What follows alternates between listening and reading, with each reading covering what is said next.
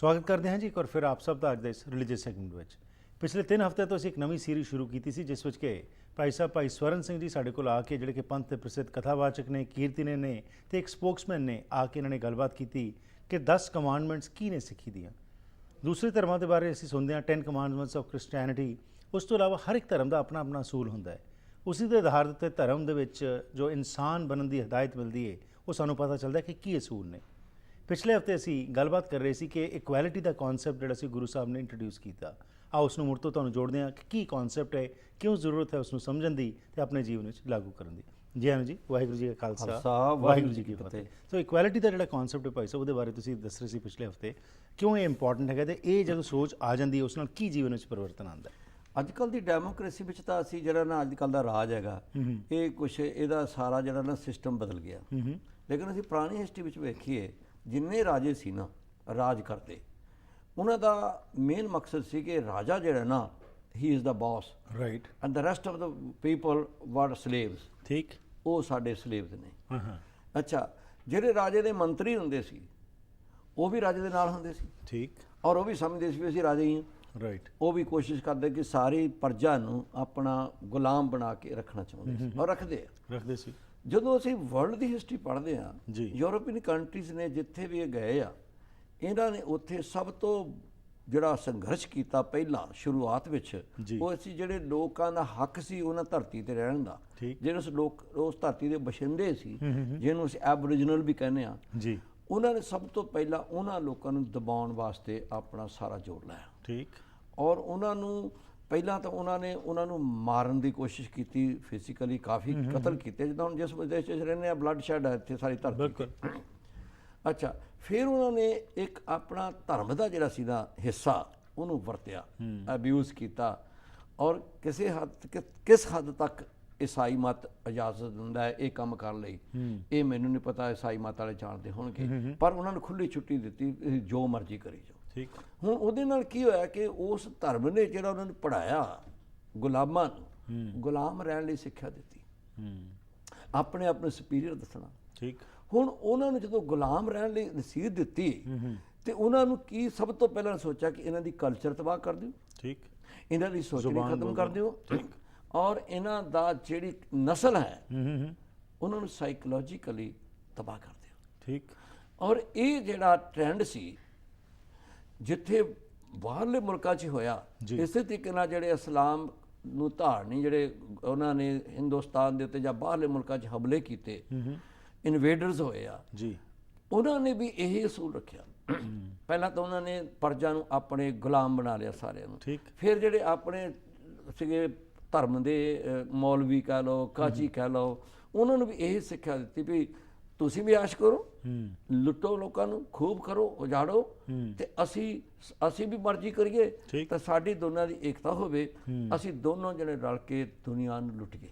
ਠੀਕ, ਔਰ ਸੱਚ ਜਾਣੋ ਜਿਹੜਾ ਧਾਰਮਿਕ ਸਿਸਟਮ ਸੀ, ਜਿਹੜਾ ਰਾਜਸੀ ਸਿਸਟਮ ਸੀ, ਸਾਰਾ ਕਰਪਟ ਹੋ ਚੁੱਕਿਆ ਸੀ। ਠੀਕ, ਔਰ ਇਸ ਕਰਪਸ਼ਨ ਵਿੱਚ ਆ ਕੇ ਜਿਹੜੇ ਲੋਕ ਉਹਦੇ ਇਹੋ ਜਿਹੇ ਹਾਲਾਤ ਵਿੱਚ ਰਹਿਣ ਲੱਗ ਪੈਂਦੇ ਆ, ਉਹ ਵੀ ਯੂਜ਼ਡ ਹੋ ਜਾਂਦੇ ਆ। ਰਾਈਟ, ਉਹਨਾਂ ਨੂੰ ਪਤਾ ਹੀ ਲੱਗਦਾ, ਉਹ ਆਪਣੇ ਆਪ ਨੂੰ ਭੇਡਾਂ ਹੀ ਸਮਝਦੇ ਆ।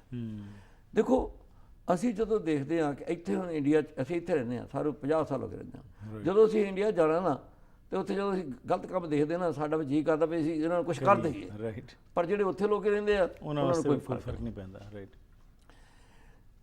ਇਸ ਅਸੂਲ ਦੇ ਨਾਲ ਜਿਹੜੀਆਂ ਵੱਡੀਆਂ ਪਈਆਂ ਸੀ ਡਿਸਕ੍ਰਿਮੀਨੇਸ਼ਨ, ਠੀਕ, ਜਾਤ ਦਾ, ਬਿਲਕੁਲ, ਰੰਗ ਦਾ, ਨਸਲ ਦਾ, ਮਾਨ ਜਿਹੜਾ ਹੈਗਾ, ਬੋਲੀ ਦਾ, ਇਲਾਕੇ ਦਾ, ਇਹ ਜਿਹੜਾ ਸੀਗਾ ਨਾ, ਇਹ ਸੰਸਾਰ ਪੱਧਰ ਉੱਤੇ ਇਹ ਬਹੁਤ ਵੱਡਾ ਤਾਕਤਵਰ ਇੱਕ ਬੇਇਨਸਾਫੀ ਸੰਸਾਰ ਤੇ ਚੱਲ ਰਹੀ ਸੀ। ਬਿਲਕੁਲ, ਔਰ ਇਹਦਾ ਗਿਆਨ ਬਾਬੇ ਨਾਨਕ ਨੂੰ ਹੋਇਆ। ਪਹਿਲਾਂ ਕਿਸੇ ਨੇ ਨਹੀਂ ਗੱਲ ਕੀਤੀ, ਮੈਂ ਫਿਰ ਅਰਜ਼ ਕਰਦਾ, ਪਹਿਲਾਂ ਕਿਸੇ ਨੇ ਨਹੀਂ ਗੱਲ ਕੀਤੀ। ਹਰ ਧਰਮ ਨੇ ਲੋਕਾਂ ਨੂੰ ਕਿਹਾ ਕਿ ਸਾਡੇ ਤੁਸੀਂ ਫੋਰਨਰਸ ਬਣੋ, we will take you to heaven. ਠੀਕ, ਮਾਫ ਕਰਨਾ, ਕਿਸੇ ਨੇ ਇਹ ਨਹੀਂ ਕਿਹਾ ਕਿ ਤੁਹਾਡੇ ਲਈ ਅਸੀਂ ਇੱਥੇ ਹੈਵਨ ਬਣਾਵਾਂਗੇ। ਠੀਕ, ਹੁਣ ਜਦੋਂ ਤੁਹਾਨੂੰ ਇੱਥੇ ਨਰਕ ਮਿਲ ਰਿਹਾ due to the discrimination and injustice, ਉਹਨਾਂ ਨੂੰ ਕਹਿੰਦੇ ਤੁਸੀਂ ਕੋਈ ਨਹੀਂ ਤੁਸੀਂ ਬੈਠੇ ਰਹੋ, ਤੁਹਾਨੂੰ ਅਸੀਂ ਅੱਗੋਂ ਸਵਰਗ ਦੇਵਾਂਗੇ। ਹੁਣ ਇਹਦੇ ਨਾਲ ਕੀ ਹੋਇਆ ਕਿ ਡਿਸਕ੍ਰਿਮੀਨੇਸ਼ਨ ਜਿਹੜਾ ਸੀਗਾ, ਜਿਹੜਾ ਵਿਤਕਰਾ ਸੀ, ਉਹ ਵੱਧਦਾ ਗਿਆ, ਬਿਲਕੁਲ ਵੱਧਦਾ ਗਿਆ। ਔਰ ਇੱਥੋਂ ਤੱਕ ਵੱਧਦਾ ਗਿਆ ਕਿ ਜਿੱਦਾਂ ਲਿਖਿਆ ਹੈਗਾ ਆਪਣੇ ਮੁਸਲਮਾਨ ਇੱਕ ਰਾਈਟਰ ਨੇ, ਕਹਿੰਦਾ ਇਨਸਾਨ ਕੋ हिंदू को मुसलमान से बू आती है, मुसलमान को भगवान से बू आती है, ये कैसी बदकिस्मती है कि इंसान को इंसान से बू आती है। अच्छा, ਇਹਦਾ ਮਤਲਬ ਇਹ ਹੈ ਕਿ ਮੁਸਲਮਾਨ ਤੇ ਹਿੰਦੂਸ ਉਹ ਇਕੱਠੇ ਨਹੀਂ ਸੀ ਬੈਠ ਸਕਦੇ। ਠੀਕ। they were fighting with each other on the issue of their supremacy। ਠੀਕ। ਅਸੀਂ ਵਧੀਆ, ਅਸੀਂ ਬੈਟਰ ਹਾਂ ਤੁਹਾਡੇ ਬੈਟਰ ਹੈ। ਠੀਕ। ਅੱਛਾ, ਹੁਣ ਬੈਟਰ ਹੋਣ ਲਈ ਦੋਨੇ ਲੜ ਰਹੇ ਸੀ ਤੇ ਆਮ ਜਨਤਾ ਦਾ ਕੀ ਕਸੂਰ ਸੀ? ਰਾਈਟ। ਆਮ ਜਨਤਾ ਰਗੜੀ ਜਾਂਦੀ ਸੀ, ਕਿਹੜਾ ਪਾਸਾ ਪਾਰਾ ਉਸ ਪਾਸੇ ਨੂੰ ਹੋ ਜਾਓ। ਠੀਕ। ਅੱਛਾ, ਹੁਣ ਸਭ ਤੋਂ ਵੱਡਾ ਸੰਸਾਰ ਦੇ ਅੰਦਰ ਕਿਸੇ ਕੌਮ ਨੂੰ ਗੁਲਾਮ ਕਰਨ ਦਾ ਇੱਕੋ ਹੀ ਤਰੀਕਾ ਆ ਜੀ, ਡਿਵਾਈਡ। ਠੀਕ। And rule. ਹੁਣ ਜੇ ਅਸੀਂ 5000 ਦੀ ਹਿਸਟਰੀ ਇੰਡੀਆ ਦੀ ਲਈਏ ਤੇ ਬ੍ਰਾਹਮਣਵਾਦ ਦਾ ਜਿਹੜਾ ਮਨੂ ਸਿਮਰਤੀ ਸੀ, ਉਹ ਬਹੁਤ ਵੱਡਾ ਪਵਿੱਤਰ ਗ੍ਰੰਥ ਹੈ ਜੀ। ਔਰ ਉਹ ਸੱਚ ਮਨੋ ਹਿੰਦੂ ਧਰਮ ਦੀ ਸਭ ਤੋਂ ਵੱਡੀ, ਉਹਨੂੰ ਅਸੀਂ ਕਹਿ ਸਕਦੇ ਹਾਂ ਰਹਿਤ ਮਰਜ਼ਾਦਾ ਆ। ਹਰ ਹਿੰਦੂ ਨੂੰ ਉਸ ਰਹਿਤ ਮਰਜ਼ਾਦਾ ਦੇ ਮੁਤਾਬਕ ਰਹਿਣਾ ਚਾਹੀਦਾ ਜੀ, ਨਹੀਂ ਤਾਂ ਨਰਕਾਂ 'ਚ ਜਾਓ। ਹੁਣ ਜਿਹੜੀਆਂ ਉੱਥੇ ਬਣਾਤੀਆਂ ਧਾਰਮਿਕ ਤੌਰ ਉੱਤੇ ਲਿਖਤਾਂ, ਜੀ ਮਾਫ ਕਰਨਾ, ਕ੍ਰਿਸਚੈਨਿਟੀ ਵਿੱਚ ਧਾਰਮਿਕ ਤੌਰ ਤੇ ਕਿਤੇ ਲਿਖਤ ਨਹੀਂ ਵੰਡੀਆਂ ਦੀ ਜੀ। ਔਰ ਫਿਰ ਦੇਖੋ ਕੁਰਾਨ ਵਿੱਚ ਕਿਤੇ ਲਿਖਤ ਨਹੀਂ ਵੰਡੀਆਂ ਦੀ। ਤੇ ਜਿੱਥੇ ਲਿਖਤ ਨਹੀਂ ਧਰਮ ਦੇ ਵਿੱਚ, ਉਹ ਜਿਹੜੀ ਵੰਡੀਆਂ ਹੈਗੀਆਂ ਨਾ, ਉਹ ਉਹਨੀਆਂ ਪਾਵਰਫੁਲ ਨਹੀਂ ਹੁੰਦੀਆਂ। ਠੀਕ। ਜਿਹੜੀ ਵੰਡੀ ਤੁਹਾਡੀ ਧਾਰਮਿਕ ਕਿਤਾਬ ਵਿੱਚ ਆ ਗਈ, ਉਹ ਬੜੀ ਪਾਵਰਫੁਲ ਆ। It's not easy to take that idea from the minds of the people. ਬਿਲਕੁਲ।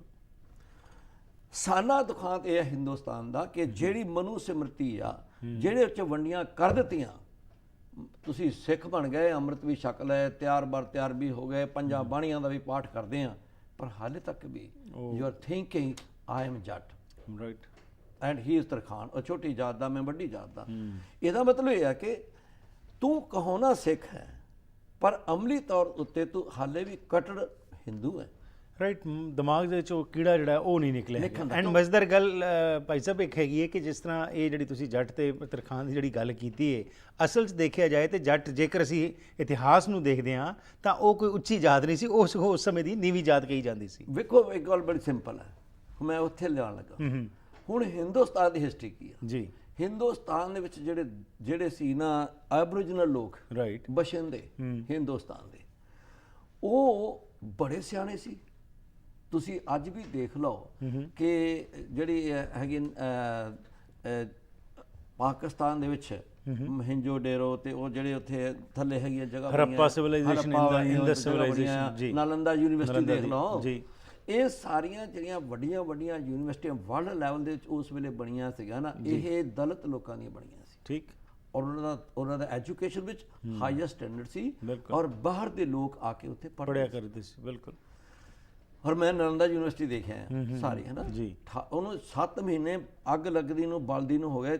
ਉੱਥੇ ਦਾ ਇੰਨਾ ਵੱਡਾ ਜ਼ਖੀਰਾ ਸੀ ਪੜ੍ਹਾਈ ਦਾ, ਕਿਤਾਬਾਂ ਦਾ, ਜਿਹੜੇ ਲੂਹੀਆਂ ਉਸ ਵੇਲੇ ਦੇ ਹਾਕਮਾਂ ਨੇ। ਠੀਕ। ਹੁਣ ਅਸੀਂ ਦੇਖਣਾ ਹੈ ਕਿ ਜਿਹੜੇ ਅਪਰ ਕਲਾਸ ਦੇ ਲੋਕ ਆ, ਜਿਹਨੂੰ ਸਵਰਨ ਜਾਤੀ ਕਹਿੰਦੇ ਆ, ਉਹ ਆਏ ਸੀਗੇ ਬਾਹਰੋਂ। ਠੀਕ। ਹੁਣ ਬਾਹਰੋਂ ਆਏ ਜਿਤਨੇ ਵੀ ਇਸ ਵੇਲੇ ਵਰਲਡ ਦੇ ਵਿੱਚ ਮੁਲਕ ਆ ਨਾ, ਉੱਥੇ ਰਾਜ ਬਾਹਰਲੇ ਕਰਦੇ ਆ, ਐਬਰੀਜਨਲ ਕੋਈ ਰਾਜ ਨਹੀਂ ਕਰਦਾ। ਠੀਕ। And India is the one of them। ਉੱਥੇ ਰਾਜ ਕਰਨ ਵਾਲੇ ਜਿਹੜੇ ਲੋਕ ਆ ਨਾ, ਉਹ ਸਵਰਨ ਜਾਤੀ ਦੇ ਆ। ਔਰ ਦੂਸਰੇ ਕੌਣ ਆ? ਦੂਸਰੇ ਸਾਰੇ ਦੇ ਸਾਰੇ ਗੁਲਾਮ ਹੈ। ਠੀਕ ਹੈ। ਕਿਤਾਬਾਂ 'ਚ ਨਹੀਂ, ਰਾਈਟ, ਲੇਕਿਨ ਸਿਸਟਮ ਦੇ ਵਿੱਚ ਉਹ ਗੁਲਾਮ ਹੈ ਜੀ, ਜਿਹਦੇ ਵਿੱਚ ਜੱਟ ਵੀ ਆ। ਜੱਟ ਕੌਣ ਹੈ? ਖੇਤੀ ਕਰਨ ਵਾਲਾ। ਖੇਤੀ ਕਰਨਾ ਕਿਹਦੇ ਲਈ? ਰਾਈਟ, ਅਪਰ ਜਾਤੀ ਲਈ। ਰਾਈਟ। ਮੈਂ ਹੁਣ ਵੀ ਕਹਿੰਦਾ ਕਿ ਅਗਰ ਤੁਸੀਂ ਸੋਚੋ, ਇਹ ਸਾਰਾ ਜਿਹੜੀ ਹੈਗੀ ਆ ਮਨੂ ਸਿਮਰਤੀ ਬਣਾਤੀ ਨਾ, ਇਹ ਇਕਨੋਮਿਕਲ ਬੇਸ ਤੇ ਬਣਾਈ ਹੈ। ਬਿਲਕੁਲ ਉੱਤੇ ਬਣੀ। ਕਿਸ ਢੰਗ ਦੇ ਨਾਲ ਪੈਸਾ ਲੋਕਾਂ ਦਾ ਆਟੋਮੈਟਿਕਲੀ ਲੁੱਟ ਹੋ ਕੇ ਥੋੜੇ ਜਿਹੇ ਲੋਕਾਂ ਦੀ ਜੇਬ 'ਚ ਤੁਰਿਆ ਜਾਏਗਾ। ਬਿਲਕੁਲ ਔਰ ਜਾ ਰਹੇ ਐਂਡ ਜਾ ਰਹੇ ਹਨ। ਇਸੇ ਕਰਕੇ ਗੁਰੂ ਗੋਬਿੰਦ ਸਿੰਘ ਜੀ ਨੂੰ ਜਦੋਂ ਦੇਖਦੇ ਹਾਂ ਕਿ ਅੰਮ੍ਰਿਤ ਦੀ ਦਾਤ ਜਦੋਂ ਬਖਸ਼ੀ ਤਾਂ ਇਹੀ ਮਕਸਦ ਸੀ, ਇਕੁਐਲਿਟੀ ਦਾ ਜਿਹੜਾ ਮੈਸੇਜ ਸੀ ਕਿ ਜਾਤ ਪਾਤ ਉੱਤੇ ਉੱਠ ਕੇ ਇਹ ਸੋਚ ਜਿਹੜੀ ਹੈ ਬਰਾਬਰਤਾ ਦੀ, ਇਸ ਨੂੰ ਉਹਨਾਂ ਨੇ ਲਾਗੂ ਕੀਤਾ। ਇਸੇ ਕਰਕੇ ਵਿਰੋਧਤਾ ਹੋਈ, ਇਸੇ ਕਰਕੇ ਵਿਰੋਧਤਾ ਵੀ ਹੋਈ। ਇਹਦੇ ਬਾਰੇ ਹੋਰ ਗੱਲਬਾਤ ਕਰਨੀ ਜੀ, ਲੈਣੇ ਇਸ ਥੋੜ੍ਹੀ ਜਿਹੀ ਬ੍ਰੇਕ, ਵਾਪਸ ਆ ਕੇ ਅਗਲੇ ਜਿਹੜੇ ਸਿਧਾਂਤ ਨੇ ਉਹਨਾਂ 'ਤੇ ਵੀ ਚਾਨਣ ਪਾਉਂਦੇ ਹਾਂ।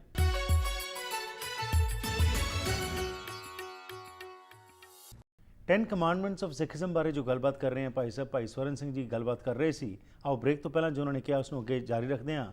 ਇਹ ਚੀਜ਼ਾਂ ਜਿਹੜੀਆਂ ਗੱਲਾਂ ਹੋ ਰਹੀਆਂ ਨੇ ਜੀ, ਇਹ ਮੈਂ ਬੇਨਤੀ ਦੁਬਾਰਾ ਕਰਦਾ, ਖਾਸ ਤੌਰ 'ਤੇ ਆਪਣੇ ਬੱਚਿਆਂ ਤੱਕ ਇਹ ਜ਼ਰੂਰ ਮੈਸੇਜ ਪਹੁੰਚਾਓ। ਬੜੇ ਸਰਲ ਭਾਸ਼ਾ ਵਿੱਚ ਇਹ ਗੱਲ ਕਰ ਰਹੇ ਨੇ, ਇਹ ਕੋਈ ਰਾਕਟ ਸਾਇੰਸ ਨਹੀਂ ਹੈਗੀ। ਸਿੰਪਲ ਵਰਡਸ ਵਿੱਚ ਜੇਕਰ ਇਹ ਚੀਜ਼ਾਂ ਨੂੰ ਅਸੀਂ ਮਨ ਵਿੱਚ ਬਿਠਾ ਲਾਂਗੇ ਤਾਂ ਸਾਡੇ ਜੀਵਨ ਵਿੱਚ ਪਰਿਵਰਤਨ ਆ ਜਾਏਗਾ। ਸਾਨੂੰ ਸਮਝ ਆ ਜਾਏਗੀ ਕਿ ਗੁਰੂ ਸਾਹਿਬ ਨੇ ਕਿਹੜੇ ਸਿਧਾਂਤ ਜਿਹੜੇ ਨੇ ਸਾਨੂੰ ਦਿੱਤੇ ਸੀ ਤੇ ਕਿਉਂ ਦਿੱਤੇ ਸੀ। ਆਓ ਅੱਗੇ ਤੁਹਾਨੂੰ ਗੱਲਬਾਤ ਵਿੱਚ ਜੋੜਦੇ ਹਾਂ ਜੀ। ਜੀ ਭਾਈ ਸਾਹਿਬ। ਦਲਿਤ ਵਰਗ ਜਿਹੜਾ ਐਬੋਰੀਜਨਲ ਇੰਡੀਆ ਦਾ ਜੀ, ਉਹਦੇ ਵਿੱਚ ਸਿਵਾਏ ਇੱਕ ਸਵਰਨ ਜਾਤੀ ਬ੍ਰਾਹਮਣ ਤੋਂ ਬਾਕੀ ਸਾਰੇ ਗੁਲਾਮ ਹੈ ਜੀ, ਜਿਹਨਾਂ ਵਿੱਚੋਂ ਹਰ ਭਾਵੇਂ ਕੋਈ ਬੰਦਾ ਕਹਿ ਰਿਹਾ ਮੈਂ ਸੁਪੀਰੀਅਰ ਹਾਂ, ਮੈਂ ਇਨਫੀਰੀਅਰ, ਉਹ ਵੀ ਇੱਕ ਵੰਡੀਆਂ ਆ, ਉਹ ਵੀ ਪਾਈਆਂ ਉਹਨਾਂ ਨੇ। ਰਾਈਟ। ਤੇ ਜਦੋਂ ਮੈਂ ਦੇਖਦਾ ਕਿ ਉਹਦੇ ਵਿੱਚ ਲਿਖਿਆ ਹੈਗਾ ਕਿ ਜੇ ਇੱਕ ਵੈਸ਼ ਨੇ ਬ੍ਰਾਹਮਣ ਨੂੰ ਮਿਲਣ ਜਾਣਾ ਹੋਵੇ ਤਾਂ ਉਹ ਆਪਣੇ ਗਲ ਵਿੱਚ ਕਾਲਾ ਧਾਗਾ ਪਾ ਕੇ ਆਵੇ, ਭਾਵ ਕਿ ਕੁੱਤੇ ਵਾਲਾ ਪੱਧਰੀ ਪਾਈ ਹੋਵੇ। ਇਹ ਤੁਹਾਡਾ ਸਟੈਂਡਰਡ ਸੀ ਉਹਨਾਂ ਦੀ ਕਿਤਾਬ ਵਿੱਚ। ਰਾਈਟ। ਜੇ ਕਿਸੇ ਨੇ ਸ਼ੂਦਰ ਨੇ ਜਾਣਾ ਹੋਵੇ ਤਾਂ ਡੰਡੇ ਵਜਾਉਂਦਾ ਜਾਵੇ ਜੀ, ਪਿੱਛੇ ਛਾਪਾ ਬਣ ਕੇ ਜਾਵੇ। ਸੋ ਇਹ ਜਿਹੜੇ ਤੁਸੀਂ ਕਦੇ ਪੜ੍ਹ ਕੇ ਦੇਖੋ, ਤੇ ਜਦੋਂ ਪੜ੍ਹ ਕੇ ਦੇਖੋਗੇ ਤਾਂ ਮੈਂ ਕਹੂੰਗਾ, ਮੈਂ ਹਰ ਸਿੱਖ ਨੂੰ ਕਹਿਣਾ, ਸਵੇਰ ਨੂੰ ਉੱਠ ਕੇ ਕਿਆ ਕਰੋ, ਉੱਠ ਕੇ ਜ਼ਰੂਰ ਕਿਆ ਕਰੋ ਕਿ ਹਮ ਰੁਲਤੇ ਫਿਰਤੇ ਕੋਈ ਬਾਤ ਨਾ ਪੁੱਛਦਾ, ਗੁਰੂ ਸਤਿਗੁਰੂ ਸੰਗ ਕੀੜੇ ਥਾਪੇ। ਐਡੇ ਵੱਡੇ ਖੂਹ ਚੋਂ ਚੱਕ ਕੇ ਤੁਹਾਡੇ ਗੁਰੂ ਨੇ ਚੱਕ ਕੇ ਤੁਹਾਨੂੰ ਲਿਆਂਦਾ। ਬਿਲਕੁਲ। It was not easy. Absolutely. ਇੱਕ ਛੋਟੀ ਜਿਹੀ ਗੱਲ ਨਹੀਂ ਸੀ ਹਿਸਟਰੀ ਵਿੱਚ। ਹੁਣ ਮੈਂ ਦੱਸਣ ਲੱਗਾ ਕਿ ਇਹਨੂੰ ਕਿਸ ਢੰਗ ਦੇ ਨਾਲ ਇਸ ਸਾਰੇ ਸਿਸਟਮ ਨੂੰ ਤੋੜਿਆ ਜਾਵੇ। ਜੀ, ਇਟਸ ਨਾਟ ਈਜ਼ੀ। ਬਹੁਤ ਵੱਡਾ ਇਹ ਚਾਰੇ ਪੈਰ ਧਰਮ ਦੇ ਚਾਰ ਵਰਣ ਇੱਕ ਵਰਣ ਕਰਾਇਆ। ਤੇ ਇਹ ਗੁਰੂ ਨਾਨਕ ਦੇਵ ਜੀ ਨੇ ਗਿਆਨ ਦੇ ਕੇ ਜੀ, ਰੋਸ਼ਨੀ ਦੇ ਕੇ ਲੋਕਾਂ ਨੂੰ ਇਸ ਪਾਸੇ ਲਾਇਆ। ਠੀਕ। ਉਲਟਾ ਖੇਲ ਪ੍ਰਮ ਦਾ ਪੈਰਾਂ ਉੱਪਰ ਸੀਸ ਨਵਾਇਆ, ਜਿਹੜੀ ਆਕੜ ਖਾਨ ਸੀ। ਰਾਈਟ। ਭਾਵ ਕਿ ਭਗਤ ਰਵਿਦਾਸ ਜੀ ਨੇ ਦੇਖੋ ਕਿੰਨੇ 100 ਸਾਲ ਪਹਿਲਾਂ ਕਿਹਾ, ਕਹਿੰਦੇ ਨੀਚੇ ਊਚ ਕਰੇ ਮੇਰਾ ਗੋਬਿੰਦ, ਕਾਹੂ ਤੇ ਨਾ ਡਰੇ। ਠੀਕ। ਔਰ ਇਹ ਗੱਲ ਸੱਚੀ ਆ ਨਾ। ਉਹ ਕਹਿੰਦੇ ਨੇ ਦੇਖੋ ਐਸੀ ਲਾਲ ਤੁਝ ਬਿਨ ਕੌਣ ਕਰੇ, ਗਰੀਬ ਨਵਾਜ ਗੁਸਈਆ ਮੇਰਾ ਮਾਥੇ ਛਤਰ ਤਰੇ। ਠੀਕ ਹੈ। ਉਹ ਕਹਿੰਦੇ ਜਾ ਕੀ ਛੋਤ ਜਗਤ ਕੋ ਲਾਗੇ ਤਾਂ ਪਰ ਤੂੰ ਹੈ ਟਰੇ। ਤੇ ਤੋਂ ਬਗੈਰ ਜਿਨ੍ਹਾਂ ਤੋਂ ਲੋਕਾਂ ਨੂੰ ਪਿੱਟਣਾ ਹੁੰਦੀ ਸੀ ਕੋਈ ਉੱਪਰ ਨਹੀਂ ਚੁੱਕ ਸਕਦਾ, ਤੂੰ ਹੀ ਇੱਕ ਮੇਰੇ ਮਾਲਕ ਹੈ। ਔਰ ਉਹਨਾਂ ਨੇ ਅਰਦਾਸ ਕੀਤੀ ਰੱਬ ਅੱਗੇ, ਦੱਸਿਆ ਕਿ ਦਿਸ ਦਾ ਪਾਵਰ ਆਫ ਗॉड। ਰਾਈਟ। ਪਰ ਪ੍ਰੈਕਟੀਕਲੀ ਕਰੋਗੇ ਤਾਂ ਹੀ ਹੈ ਨਾ। ਸੋ ਕਹਿਣ ਦਾ ਮੇਰਾ ਭਾਵ ਇਹ ਆ ਕਿ ਜਦੋਂ ਗੁਰੂ ਨਾਨਕ ਦੇਵ ਜੀ ਨੇ ਇਹ ਚੀਜ਼ ਦੇਖੀ ਜੀ ਤੇ ਉਹਨਾਂ ਨੇ ਜਾਗਰਤੀ ਲਿਆਂਦੀ, ਲੋਕਾਂ 'ਚ ਅਵੇਅਰਨੈਸ ਲਿਆਂਦੀ। ਉਸ ਤੋਂ ਬਾਅਦ ਜਿਹਨਾਂ ਨੇ ਅਡਾਪਟ ਕੀਤੀ ਉਹ ਸਟੀਮ ਬਣ ਗਈ। ਰਾਈਟ। ਉਹਨਾਂ ਨੂੰ ਅਸੀਂ ਸਿੱਖ ਕਹਿਣ ਲੱਗ ਪਏ। ਠੀਕ। ਮੈਂ ਫਿਰ ਇੱਕ ਅਰਜ਼ ਕਰਦਾ ਆਪਣੇ ਸਿੱਖ ਭਾਈਚਾਰੇ ਨੂੰ, ਐ ਮੇਰੇ ਗੁਰੂ ਦੇ ਸਿੱਖੋ, ਤੁਸੀਂ ਸਿੱਖ ਹੋ, ਵਿਦਿਆਰਥੀ ਹੋ। ਵਿਦਿਆਰਥੀ ਦਾ ਕੰਮ ਹੈ ਸਕੂਲ 'ਚ ਪੜ੍ਹਾਈ ਕਰਨੀ। ਠੀਕ। ਭਾਵ ਕਿ ਸਿੱਖਿਆ ਪ੍ਰਾਪਤ ਕਰਨੀ। ਤੁਸੀਂ ਜੰਮਦੇ ਵੀ ਸਿੱਖ ਹੋ, ਬਚਪਨ ਵਿੱਚ ਵੀ ਸਿੱਖ ਹੋ, ਜਵਾਨੀ ਵਿੱਚ ਵੀ ਸਿੱਖ ਹੋ, ਔਰ ਤੁਸੀਂ ਬੁਢਾਪੇ ਵਿੱਚ ਵੀ ਸਿੱਖ ਹੋ, ਮਰਨ ਲੱਗੇ ਵੀ ਤੁਸੀਂ ਸਿੱਖ ਹੋ। ਔਰ ਜੇ ਤੁਸੀਂ ਵਾਕਈ ਸਿੱਖ ਹੋ ਤਾਂ ਗੁਰੂ ਦੀ ਸਿੱਖਿਆ ਹਰ ਰੋਜ਼ ਪ੍ਰਾਪਤ ਕਰੋ। ਬਿਲਕੁਲ। ਤੁਸੀਂ ਜੇ ਗੁਰੂ ਦੀ ਸਿੱਖਿਆ ਹਰ ਰੋਜ਼ ਪ੍ਰਾਪਤ ਕਰੋਗੇ ਤੁਹਾਨੂੰ ਪਤਾ ਲੱਗੇਗਾ ਕਿ ਤੁਹਾਡਾ ਜੀਵਨ ਤੁਸੀਂ ਝੂਠੇ ਲੈਣ ਲੱਗ ਪਓਗੇ। ਰਾਈਟ। ਹੁਣ ਅਸੀਂ ਦੱਸਣਾ ਹੈਗਾ ਕਿ ਇਹ ਇੱਕ ਬਹੁਤ ਵੱਡਾ ਮਸਲਾ ਸੀ ਵੀਰ ਜੀ, not only in India but in the hole world. ਠੀਕ। ਕਾਲਿਆਂ ਦਾ, ਗੋਰਿਆਂ ਦਾ, ਇਟਾਲੀਅਨ ਦਾ, ਪੁਰਤਗਾਲੀਆਂ ਦਾ ਆਪਸ ਵਿੱਚ ਹੀ ਨਫ਼ਰਤ। ਗੁਰੂ ਨਾਨਕ ਦੇਵ ਜੀ ਨੇ ਜਿਹੜੀ ਇਹ ਸ਼ੁਰੂਆਤ ਕੀਤੀ ਸੀ ਫਾਊਂਡੇਸ਼ਨ, ਉਹਨੂੰ ਧੰਨ ਗੁਰੂ ਅਮਰਦਾਸ ਜੀ ਨੇ, ਗੁਰੂ ਅਮਰਦਾਸ ਸੱਚੇ ਪਾਤਸ਼ਾਹ ਇੱਕ ਐਸੇ ਮਹਾਨ ਮਨੁੱਖ ਹੋਏ ਨੇ ਜਿਹੜੇ ਕਿ ਪੂਰੀ ਤਰੀਕੇ ਨਾਲ ਜਿਹੜਾ ਹਿੰਦੂਇਜ਼ਮ ਦੀ ਸਟੱਡੀ ਕੀਤੀ ਸੀ ਔਰ ਪ੍ਰੈਕਟਿਸ ਵੀ ਕਰਦੇ ਸੀ। ਬਿਲਕੁਲ। ਹਰ ਸਾਲ ਉਹ ਜਾਂਦੇ ਸੀਗੇ ਆਪਣੇ 18 ਤੀਰਥਾਂ ਦੇ ਇਸ਼ਨਾਨ ਕਰਨ, ਗੰਗਾ ਨੂੰ ਜਾਂਦੇ ਸੀ ਜੀ, ਹਰਿਦੁਆਰ ਜਾਂਦੇ ਸੀ। ਹੁਣ ਐਸੇ ਗੁਰੂ ਨੂੰ ਭਟਕਣਾ ਨਹੀਂ ਮੁੱਕੀ, ਫਿਰ ਉਸ ਨੇ ਬੇਨਤੀ ਕਰ ਲਗਾ, ਭਟਕਣਾ ਨਹੀਂ ਮੁੱਕੀ। ਰਾਈਟ। ਹਾਲਾਂਕਿ ਘਰ 'ਚ ਨੋ ਸੀ, ਭਰਾ ਦੇ ਭਤੀਜੇ ਦੀ ਮਤਲਬ ਘਰ ਵਾਲੀ, ਰਾਈਟ, ਗੁਰੂ ਦੀ ਲੜਕੀ ਸੀ, ਲੇਕਿਨ ਉਸ ਪਾਸੇ ਧਿਆਨ ਨਹੀਂ ਸੀ ਗਿਆ, ਹਾਲਾਂਕਿ ਘਰ ਵਿੱਚ ਹੀ ਸਭ ਕੁਝ ਸੀ। ਰਾਈਟ, ਜਦੋਂ ਉਧਰੋਂ ਫੈਡਅਪ ਹੋ ਗਏ ਕਿ ਮੇਰੇ ਪੱਲੇ ਕੁਝ ਨਹੀਂ ਪਿਆ, ਰਾਈਟ, ਕਿਉਂਕਿ ਉਹ ਗੱਲ ਮੈਂ ਤੁਹਾਡੇ ਕੀਤੀ ਨਾ, ਪੂਜਾ ਪਾਠ ਕਰਦੇ ਨਾਲ, ਪੂਜਾ ਦੇ ਨਾਲ ਗਿਆਨ ਕੋਈ ਨਹੀਂ ਹੁੰਦਾ, ਠੀਕ, ਪਰ ਗਿਆਨ ਤੋਂ ਬਗੈਰ ਅਗਿਆਨਤਾ ਨਹੀਂ ਦੂਰ ਹੁੰਦੀ। ਠੀਕ, ਹੁਣ ਉਹ ਜਦੋਂ ਗਿਆਨ ਹੋਇਆ, ਕਿੱਦਾਂ ਹੋਇਆ, ਸੋਚ 'ਚ ਪੈ ਗਏ, ਫਿਰ ਲੱਗੀ ਮਨ ਦੇ ਵਿੱਚ ਉਹ 26 ਗੱਲ, ਕਿਹੜੀ? ਬਲਿਹਾਰੀ ਗੁਰ ਆਪਣੇ ਦਿਵਹਾੜੀ ਸਦਬਾਰ, ਜਿਨ ਮਾਨਸ ਤੇ ਦੇਵਤੇ ਕੀ ਕਰਤਨ ਲੱਗੀ ਭਲਾ ਕੀ ਵਾਰ, ਜੇ 100 ਚੰਦਾ ਉਗਵੇ ਸੂਰਜ ਚੜੇ ਹਜ਼ਾਰ, ਇੱਥੇ ਚਾਨਣ ਹੁੰਦਿਆ ਗੁਰ ਬਿਨ ਘੋਰ ਅੰਧਾਰ। ਜਦੋਂ ਇਹ ਗੱਲ ਮਨ ਵਿੱਚ ਵੱਜੀ, ਤੀਰ ਵੱਜਿਆ, ਤਾਂ ਫਿਰ ਸੋਚਾ ਜਿਹਾ ਪੈ ਗਿਆ ਕਿ ਮੈਂ ਵਾਕਈ ਹਾਲੇ ਤੱਕ ਅੰਧੇਰੇ ਵਿੱਚ ਆ। ਫਿਰ ਉਸ ਆਪਣੀ ਬੱਚੀ ਨੂੰ ਲੈ ਕੇ ਗਏ, ਠੀਕ, ਚਲੋ ਜੋ ਵੀ ਹੋਇਆ। ਜਦੋਂ ਉਹਨਾਂ ਦੇ ਵਿੱਚ ਵੀ ਫਿਰ ਇੱਕ ਸੀਗੀ ਹਉਮ ਹੈ, ਜਿਹੜੀ ਕਿ ਮੈਂ 12 ਸਾਲ ਜਾਂ ਮਹੀਨਾ ਚ ਤੀਰਥਾਂ ਤੇ ਜਾਂਦਾ ਰਿਹਾ। ਰਾਈਟ, ਸਤਿਗੁਰੂ ਜੀ ਨੇ ਦੇਖੋ ਕੁੜਮਾਚਾਰੀ ਹੁੰਦੇ ਹੋਇਆਂ ਵੀ ਉਹਨਾਂ ਨੂੰ ਕਦੀ ਨਹੀਂ ਬੁਲਾਇਆ 12 ਸਾਲ, ਨਾ ਕਦੀ ਸੱਦਿਆ, ਨਾ ਕਦੀ ਪੁੱਛਿਆ ਕੀ ਹਾਲਾਂਕਿ ਕੁੜਮ ਸੀ, ਲੜਕੀ ਵਿਆਹੀ ਹੋਈ ਸੀ ਉੱਥੇ, ਪਰ ਉਹਨਾਂ ਨੇ ਗੱਲਬਾਤ ਨਹੀਂ ਕੀਤੀ, ਕਿਉਂਕਿ ਉਹਨਾਂ ਨੇ ਕਿਹਾ ਸੀ ਮੈਂ ਕੁੜਮ ਦੇ ਤੌਰ ਤੇ ਨਹੀਂ ਆਇਆ ਤੁਹਾਡੇ ਕੋਲ, ਮੈਂ ਤਾਂ ਇੱਕ ਸਿੱਖਿਅਤ ਬਣ ਕੇ ਆਇਆ, ਸਿੱਖਿਆ ਲੈਣ ਲਈ। ਤੇ ਸਤਿਗੁਰੂ ਜੀ ਨੇ ਦੇਖੋ ਕਿੱਦਾਂ ਦੀ ਸਿੱਖਿਆ ਦਿੱਤੀ, ਉਹੀ ਸੇਵਾ। ਬਿਲਕੁਲ ਜੀ, ਸੇਵਾ। ਉਹਦੇ ਵਿੱਚ ਆ ਕੇ ਜਦੋਂ ਉਹਨਾਂ ਨੂੰ ਸੇਵਾ ਤੇ ਸਾਰੇ ਪ੍ਰਵਾਨਿਤ ਹੋ ਗਏ, ਐਕਸੈਪਟ ਹੋ ਗਏ, ਉਹਨਾਂ ਨੂੰ ਗੁਰਗੱਦੀ ਮਿਲੀ। ਰਾਈਟ, ਤੇ ਗੁਰਗੱਦੀ ਜਦੋਂ ਮਿਲੀ, ਹੁਣ ਫਿਰ ਮੈਂ ਫਿਰ ਬੇਨਤੀ ਕਰਦਾ ਸਾਰੀਆਂ ਸੰਗਤਾਂ, ਇਹ ਗੁਰਗੱਦੀ ਨਹੀਂ ਜਿਹੜੀ ਡੇਰਿਆਂ ਦੀ ਆ, ਇਹ ਗੁਰਗੱਦੀ ਇੱਕ ਐਸੀ ਗੁਰਗੱਦੀ ਆ, ਇਸ ਦੇ ਪਿੱਛੇ ਤੁਰੇ ਫਿਰਦੇ ਨੇ, ਅਸੀਂ ਲੈਣੀ, ਅਸੀਂ ਲੈਣੀ, ਪਰ ਜਦ ਪੰਜਵੇਂ ਪਾਤਸ਼ਾਹ ਸ਼ਹੀਦ ਹੋ ਗਏ ਤਾਂ ਕੋਈ ਲਾਗੇ ਨਹੀਂ ਆਇਆ। ਠੀਕ, ਇਸ ਗੱਦੀ ਦੇ ਲਾਗੇ, ਰਾਈਟ, ਇਹ ਤਾਂ ਕੰਮ ਹੀ ਪੁੱਠਾ ਆ। ਸੋ ਇਸ ਕਰਕੇ ਗੁਰਗੱਦੀ ਐਸ਼ੋ ਇਸ਼ਰਤ ਦੀ ਨਹੀਂ, ਇਹ ਤਾਂ ਬਹੁਤ ਵੱਡੀ ਜ਼ਿੰਮੇਵਾਰੀ ਦੀ ਹੈ। ਮੈਂ ਕਿਹਾ ਉਸ ਵੇਲੇ ਜਿਸ ਤਰ੍ਹਾਂ ਬਾਬੇ ਲੈਣੇ ਨੂੰ ਗੁਰੂ ਨਾਨਕ ਦੇਵ ਜੀ ਨੇ ਕਿਹਾ ਸੀ ਪਸ਼ੂ ਖਾ, ਇਸ ਕਰਕੇ ਕਿਹਾ ਸੀ ਕਿ ਜਿਹੜੇ ਗਰੀਬ ਲੋਕ ਨੇ, ਦਲਿਤ ਲੋਕ ਨੇ, ਭਾਵ ਕਿ ਐਬੋਰੀਜਨਲ ਲੋਕ ਨੇ, ਮਰੇ ਪਸ਼ੂ ਖਾਂਦੇ ਆ, ਖਾਂਦੇ ਸੀ, ਸਾਡੇ ਸਾਹਮਣੇ ਵੀ ਖਾਂਦੇ ਸੀ, ਗਰੀਬੀ ਸੀ, ਖਾਣ ਨੂੰ ਕਣਕ ਹੈ ਨਹੀਂ ਸੀ, ਕਣਕ ਤਾਂ ਸਾਰੀ ਬ੍ਰਾਹਮਣ ਲੈ ਜਾਂਦਾ ਸੀ। ਹੁਣ ਉਹਨਾਂ ਨੇ ਪਸ਼ੂ ਖਾਦੇ, ਲੋਕੀ ਇਸ ਕਰਕੇ ਨਫ਼ਰਤ ਕਰਦੇ ਸੀ, ਕ੍ਰੀਏਟ ਕੀਤੀ ਸੀ ਉਹਨਾਂ ਨੇ ਨਫ਼ਰਤ ਕਿ ਇਹਨਾਂ ਲੋਕਾਂ ਦੇ ਨਾਲ ਮੇਲ ਜੋਲ ਨਹੀਂ ਕਰਨਾ, ਬੜੇ ਗੰਦੇ ਆ ਤਾਂ ਪਸ਼ੂ ਮਾਰ ਕੇ ਖਾਂਦੇ, ਮਰੇ ਖਾਂਦੇ ਆ। ਸੋ ਲੇਕਿਨ ਗੁਰੂ ਨਾਨਕ ਦੇਵ ਜੀ ਨੇ ਐਸੇ ਗੁਰੂ ਨੂੰ ਗੁਰਗੱਦੀ ਦਿੱਤੀ ਜਿਹੜਾ ਇਹਦੇ ਅੰਦਰ ਇਹ ਵੀ ਨਫ਼ਰਤ ਨਾ ਹੋਵੇ। ਠੀਕ। ਸੋ ਗੁਰੂ ਅਮਰਦਾਸ ਜੀ ਨੇ ਸਾਰੇ ਸਿਧਾਂਤਾਂ ਨੂੰ ਮੁੱਖ ਰੱਖ ਕੇ ਇੱਕ ਅਸੂਲ ਜਿਹੜਾ ਪ੍ਰੈਕਟੀਕਲੀ ਚਲਾਇਆ, ਉਹ ਸੀ ਵੀ ਇੱਕ ਪੰਗਤ, ਇੱਕ ਪੰਗਤ। ਹੁਣ ਪੰਗਤ ਦਾ ਜਿਹੜਾ ਥਿਊਰੀ ਆ, ਇਹ ਬੜੀ ਰੈਵੋਲੂਸ਼ਨਰੀ ਥਿਊਰੀ ਆ ਉਸ ਵਕਤ। ਠੀਕ, ਅੱਜ ਵੀ ਹੈਗਾ, ਅੱਜ ਵੀ ਡਿਸਕ੍ਰਿਮੀਨੇਸ਼ਨ ਹੈਗਾ ਕਈ ਜਗ੍ਹਾ ਤੇ, ਲੇਕਿਨ ਉਸ ਸਮੇਂ ਨੂੰ ਜਦੋਂ ਦੇਖਦੇ ਹਾਂ ਤਾਂ ਇੱਕ ਬਹੁਤ ਰੈਵੋਲੂਸ਼ਨਰੀ ਚੀਜ਼ ਸੀ। ਰਾਈਟ, ਹਾਂ, ਜਦੋਂ ਕੋਈ ਤੁਹਾਡੇ ਮੰਜੇ ਤੇ ਨਹੀਂ ਸੀ ਬੈਠ ਸਕਦਾ, ਜਿਹੜਾ ਲਾਗੇ ਟੱਚ ਨਹੀਂ ਰਸਤਾ ਨਹੀਂ ਕੱਟ ਸਕਦਾ, ਰਸਤਾ ਨਹੀਂ ਸੀ ਕੱਟ ਸਕਦੇ, ਜੇ ਕੋਈ ਸਾਡੇ ਛੋਟੀ ਜਾਤ ਦਾ ਬੰਦਾ ਸਾਡੇ ਕੱਪੜਿਆਂ ਨਾਲ ਪਿੱਟ ਜਾਂਦਾ ਸੀ, ਸਾਨੂੰ ਫਿਰ ਘਰ ਦੇ ਕਹਿੰਦੇ ਨਾਰਾਜ਼ ਆ ਕੇ ਪੂਰਾ, ਹਨਾ, ਉਹ ਕੁਦਰਤੀ ਕਰਦੇ ਤੇ ਭਾਈ ਸਾਹਿਬ ਮੇਰਾ ਕੀ ਰਿਹਾ ਸਬੂਲ, ਮੇਰਾ ਕੁਦਰਤੀ ਸੀਟ ਜਿਹੜੀ ਸੀ ਨਾ, ਉਹ ਛੋਟੀ ਜਾਤ ਵਾਲਿਆਂ ਨਾਲ ਮੇਰੀ ਬਣਦੀ ਸੀ, ਅਸੀਂ ਇਕੱਠੇ ਬਹਿੰਦੇ ਹੁੰਦੇ ਸੀ, ਇਕੱਠੇ ਖਾਣ ਲੱਗ ਪਏ, ਇਕੱਠੇ ਅਸੀਂ ਬਹਿਣ ਲੱਗ ਪਏ, ਘਰ ਆ ਕੇ ਜੁੱਤੀਆਂ ਪੈਂਦੀਆਂ ਸੀ। ਮੇਰਾ ਕਹਿਣ ਦਾ ਭਾਵ ਇਹ ਆ ਕਿ ਸਾਡੇ ਹੁੰਦਿਆਂ ਨਫ਼ਰਤ ਇੰਨੀ ਸੀ, ਗੁਰੂ ਸਾਹਿਬ ਵੇਲੇ ਕੀ ਹਾਲ ਹੋਇਆ। ਸਤਿਗੁਰੂ ਜੀ ਨੇ ਫਿਰ ਇੱਕ ਹੁਕਮਨਾਮਾ ਜਾਰੀ ਕਰ ਦਿੱਤਾ ਕਿ ਹਰ ਮਨੁੱਖ ਜਿਹੜਾ ਪੰਗਤ 'ਚ ਬੈਠ ਕੇ ਪ੍ਰਸ਼ਾਦਾ ਛਕੇਗਾ। ਇਹ ਨਾ ਕਹੇ ਵੀ ਪ੍ਰਸ਼ਾਦਾ ਛਕ ਲਓ ਤਾਂ ਫਿਰ ਤੁਸੀਂ ਗੁਰਦੁਆਰੇ ਨਾ ਜਾਓ। ਉਹਨਾਂ ਨੇ ਹੁਕਮ ਕਰਤਾ ਕਿ ਪਹਿਲਾਂ ਪ੍ਰਸ਼ਾਦਾ ਦੇ ਵਿੱਚ ਬੈਠੋ, ਫਿਰ ਇੱਥੇ ਆਓ। ਇਹਦਾ ਮਤਲਬ ਲੋਕੀ ਆਉਂਦੇ ਸੀ ਉੱਥੇ। ਰਾਈਟ। ਹੁਣ ਜਦੋਂ ਪੰਗਤ ਦੀ ਇੱਕ ਥਿਊਰੀ ਬਣਾਤੀ ਕਿ ਇੱਥੇ ਰਾਣਾ ਰੰਗ ਬਰਾਬਰੀ, ਪੈਰੀ ਪਾਉਣਾ, ਜਗ ਵਰਤਾਇਆ, ਕਮਾਲ ਹੈ। ਔਰ ਇਹਦੇ ਵਿੱਚ ਫਿਰ ਕੀ ਹੋਇਆ, ਕਿਸੇ ਨੇ ਇਹ ਨਹੀਂ ਪੁੱਛਿਆ ਤੂੰ ਕੌਣ ਹੈ। ਰਾਈਟ। ਇਹੀ ਆ ਵੀ ਇੱਕ ਸਿੱਖ ਹੈ। ਬਿਲਕੁਲ। ਸਿੱਖ ਦੇ ਅੰਦਰ ਜਿਹੜਾ ਵਿਤਕਰਾ ਸੀ, ਇੱਕ ਦੂਜੇ ਦਾ ਭੇਨ ਭੇਦ ਜਾਂ ਜਾਤ ਪਾਤ ਦਾ, ਉਹ ਖਤਮ ਕਰ, ਉਹ ਇੱਕ ਥਾਂ ਖਾਵੋ। ਦੇਖੋ ਮੈਂ ਫਿਰ ਇੱਕ ਅੰਗਰੇਜ਼ੀ ਵਿੱਚ ਦੱਸਣ ਲੱਗਾ ਸੰਗਤਾਂ ਨੂੰ, eat together great revolutionary idea. Right. Sit together, another idea. Right. Pray together, another idea. Walk together, another idea. That means togetherness, unity. Right. And also talk together.